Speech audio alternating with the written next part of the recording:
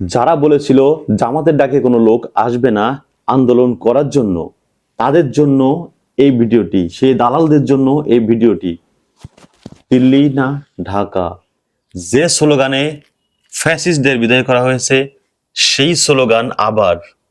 তার মানে বুঝতে পারছো তোমাদের অন্তরের কি অবস্থা হবে? বুঝতে পারছো? তারা অনেক বিচক্ষণ ছিল আগের ফ্যাসিস্ট, কিন্তু নতুন ফ্যাসিস্ট এতটা বিচক্ষণ নয়। তারা জামাতের পায়ের ধারে দাঁড়ানোর ক্যাপাসিটি তাদের নাই। দেখুন,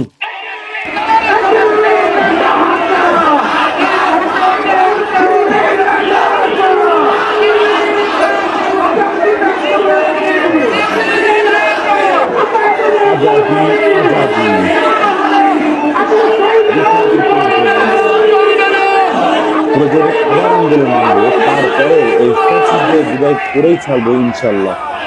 ইনশাল্লাহ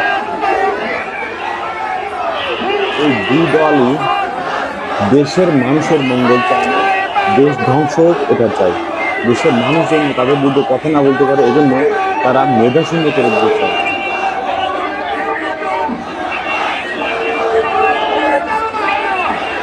বিপ্লবী একজন মানুষ হাদি, তাকেও হত্যা করা হয়েছে এই তাদের বিরুদ্ধে কথা বলার জন্য। যারা তাদের সমালোচনা সহ্য করতে পারে না, তাদেরকে আবার ক্ষমতায় মানুষ দেখতে চায়? কখনো চায় না। যারা সমালোচনা সহ্য করতে পারে না, তাদের রাজনীতি করার কি দরকার ভাই? রাজনীতি করলে মানুষ তাদের বিরুদ্ধে কথা বলবে, এটা স্বাভাবিক।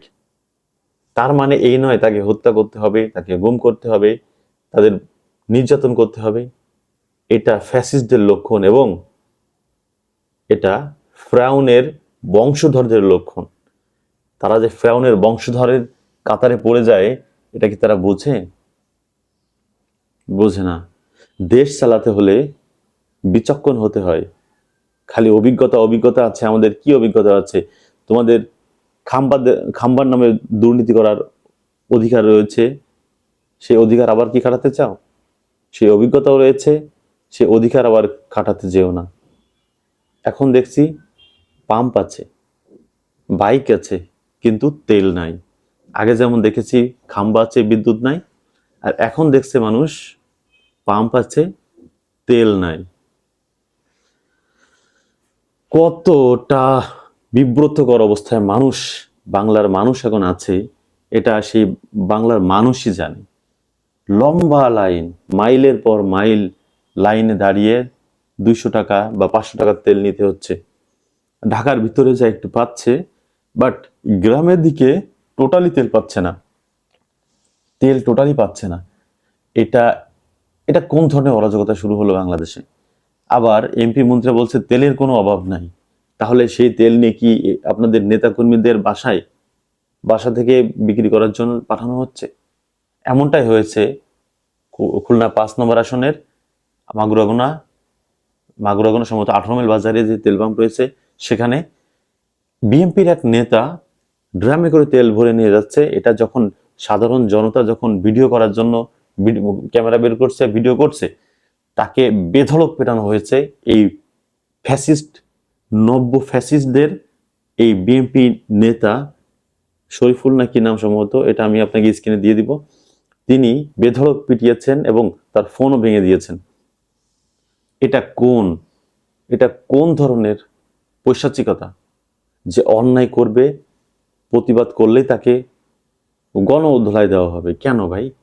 গণধোলাই তো তোকে দেওয়া উচিত, তোর মতো কুলাঙ্গারদের দেওয়া উচিত। তোর মতো কুলাঙ্গারদের জন্য বিভিন্ন দল নষ্ট হয়ে যায়, মানুষের দলের প্রতি ঘৃণা জন্মায়।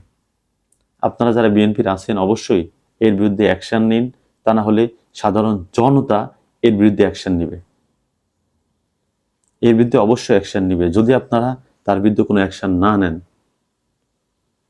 যেমন শেখ হাসিনার দলেও এমন কিছু লোক ছিল যাদের কৃতকর্মের কারণে তাকে বিদায় হতে বাধ্য হয়েছে। সে বিদায় হতে এমন কিছু আপনার নেতাকর্মী না করে, যার কারণে আপনাকেও বিদায় হতে হয়।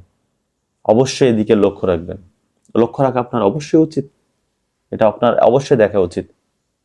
আর দেশের পরিস্থিতি স্বাভাবিক রাখার চেষ্টা করুন, মানুষকে একটু প্রশান্তিতে থাকতে দিন।